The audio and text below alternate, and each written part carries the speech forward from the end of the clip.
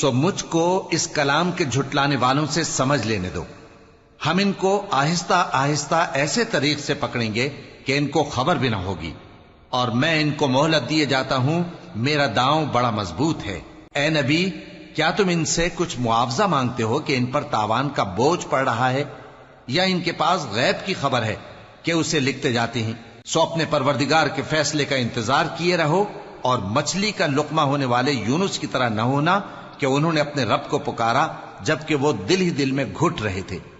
اگر ان کے پروردگار کی مہربانی ان کو نہ سنبھال لیتی تو وہ چٹیل میدان میں ڈال دیے جاتے مذموم حالت میں.